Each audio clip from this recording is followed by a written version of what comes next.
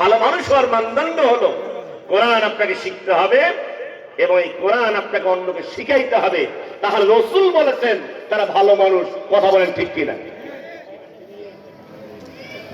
ভাইরা আমার, রাসূল সাল্লাল্লাহু আলাইহি ওয়াসাল্লাম বলেছেন, মান করাল কোরআনা ওয়া আমিলা বিমা ফি উলবিসা ওয়ালিদুহু তাজান ইয়াউমাল কিয়ামা দাউ মিন আহসান দাউই শামস। নবীজি বলেন, যে ব্যক্তি কোরআন পড়লো, কোরআনের শিক্ষার যে আমল করলো, কিয়ামতের ময়দানে ওই ব্যক্তির মাথার একটা নূরের টুপি পরায় দেওয়া হবে। বলেন সুবহানাল্লাহ। সেই টুপির উজ্জ্বলতা কেমন? রাসূল বলেছেন, ওই জায়গা থেকে কাল পূর্ব দিকে সূর্য যে উঠবে, এই সূর্য যেমন ঝলমল করে আলো দেয়, গোটা পৃথিবীটাকে সূর্য আলোকিত করে, এই সূর্যের চাইতেও আরো অধিক উজ্জ্বল একটা টুপি ওই ব্যক্তির পিতামাতার মাথায় পরায় দেওয়া হবে। চিৎকার দিয়ে আল্লাহু আকবার। বন্ধুগণ আমার, রাসূল করিম সাল্লাল্লাহু আলাইহি ওয়াসাল্লাম অন্য একটা হাদিসের মধ্যে বলেন, মান করাল কুরআনা ওয়া আমিলা বিমা ফি ফাহাল্লা হালালাহু ওয়া হাররামা হারামাহু আদখালাহু আল্লাহুল জান্নাহ ওয়া শুফিআহু মিন আশারাতিন মিন কওমিন ওয়াজাবাত লাহুন নার। বলেন সুবহানাল্লাহ। বন্ধুগণ আমার, রাসূল করিম সাল্লাল্লাহু আলাইহি ওয়াসাল্লাম তার মুবারক জবানে বলেছেন যে এই কোরআন পাঠ করলো, কোরআনের শিক্ষা যে আমল করলো, বিশেষ করে হালালকে হালাল জেনে মানলো, হারামকে হারাম জেনে ছেড়ে দিল, রাসূল বলেন ওই ব্যক্তিকে আল্লাহ তাআলা জান্নাতের মধ্যে ঢুকায় দিবেন। বলেন সুবহানাল্লাহ।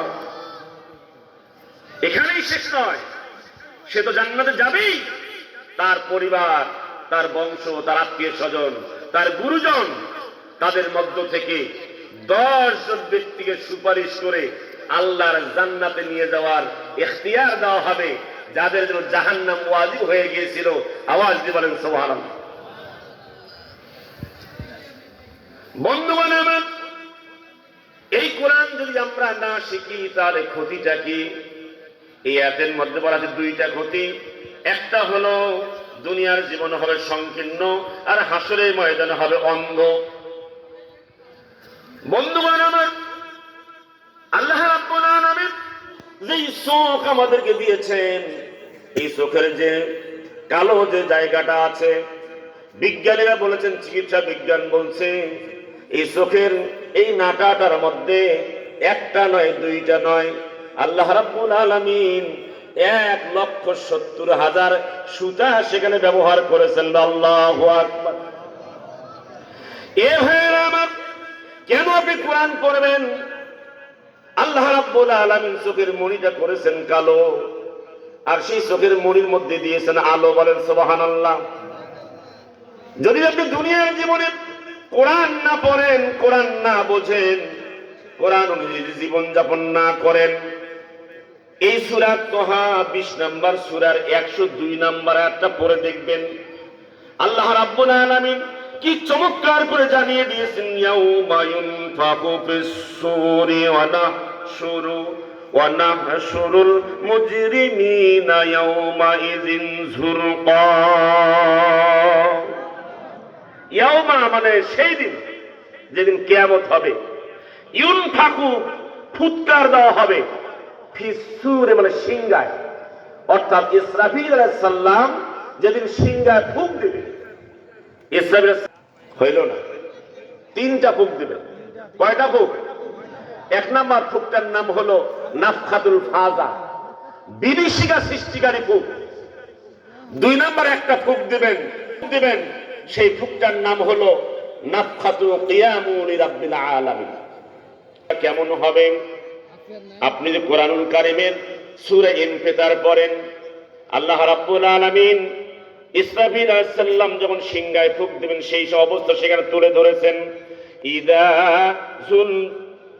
ইদাস সামাউ ফাতারাত, যখন আকাশ ফেটে যাবে, ওয়াইদাল কাওয়াকিবু তাসরাত, আকাশের নক্ষত্রগুলো ঝরঝর করে পড়বে। এ ভাইরা আমার, আকাশ ফেটে যাবে, আকাশের নক্ষত্রগুলো পড়বে। ওয়াইদাল বিহারু ফুজ্জিরাত, সমুদ্রকে ফাটিয়ে দেওয়া হবে। ওয়াইদাল কুবুর বুসরাত, কবরগুলোকে খুলে দেওয়া হবে।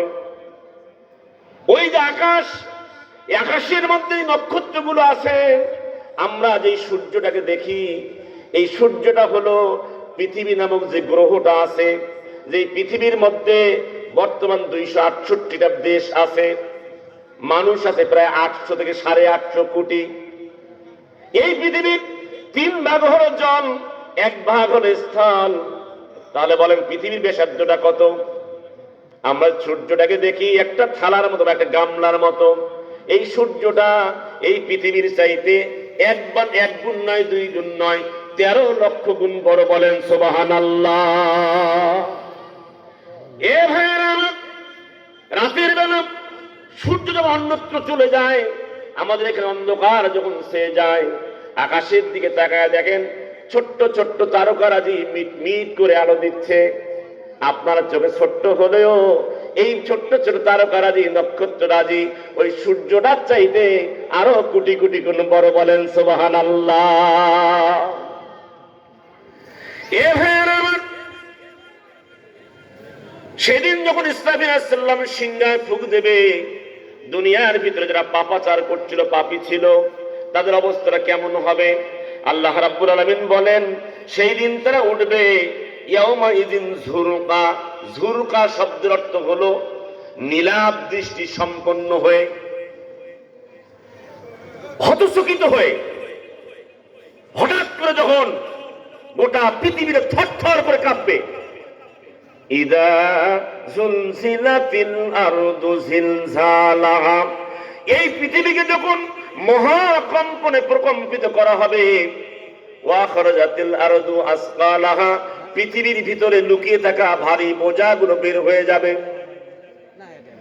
এ ভাই আমার, সূরা আল কারিয়া পড়ে দেখেন, আল কারিআতু মাল কারিআ ওমা আদরাকা মাল কারিআ ইয়াউমা ইয়াকুনুন নাসু কাল ফারাশিল মাবসুস ওয়া তাকুনুল জিবালু কাল ইহনিল মানফুস। একটা বই এরকম যদি 2 কেজি ওজনের বল থাকে, পাথরের বল, আরেকটা এরকম বলকে যদি এই বলটা দিয়ে সজোরে আঘাত করে ওই পাথরের বলটাকে ভাঙ্গা যায়, এই সময় একটা বিকট আওয়াজ হয়। হয় কি হয় না? কারিয়া শব্দের অর্থ হলো বিকট আওয়াজ, করাঘাত। এই গোটা পৃথিবীটাকে আল্লাহ তাআলা সেদিন তুলে আছাড় মারবে। এই যে পৃথিবীতে পাহাড়গুলো আছে, পাথরের দিয়ে গড়া পাহাড়, এই পাহাড়গুলো চুরমার হয়ে ধ্বনিত পশমের মতো সেটা উঠতে থাকবে। এ ভাইয়ের, ইসরাফিল আলাইহিস সালাম সিংহায় যখন ফুঁক দেবেন, সেই সময় কেমন অবস্থা হবে? কোরআনুল কারীমের 22 নম্বর সূরা 17 নম্বর পারা, সূরা আল হজরের 2 নম্বর আয়াতটা পড়ে দেখেন। আল্লাহ রাব্বুল আলামিন বলেন, ইয়া আইয়ুহান নাসু তাকু রাব্বাকুম ইন্না জালজালাতাস সাআতি শাইউন আযীম। হে দুনিয়ার মানুষেরা, তোমরা তোমাদের রবকে ভয় করো। কেন ভয় করবে? এই জন্য ভয় করতে হবে, গোটা পৃথিবীটা একদিন থরথর করে কাঁপবে। ইয়াউমা তারাউনাহা তাজহালু কুল্লু মুরদিআতিন আম্মা আরদাআত ওয়া তাদাউ কুল্লু জাতি হামলিন হামলাহা ওয়া তারান নাসা সুকারা ওয়া মা হুম বিসুকারা ওয়ালাকিন্না আযাবাল্লাহি লাশাদীদ। সূরা হজ 1 এবং 2 নম্বর আয়াত পড়ে দেখেন। যেদিন সিংহায় ফুৎকার দেওয়া হবে, গোটা পৃথিবীতে ভূমিকম্প তৈরি হবে। এখানে 3টা অবস্থা বর্ণনা করা হয়েছে।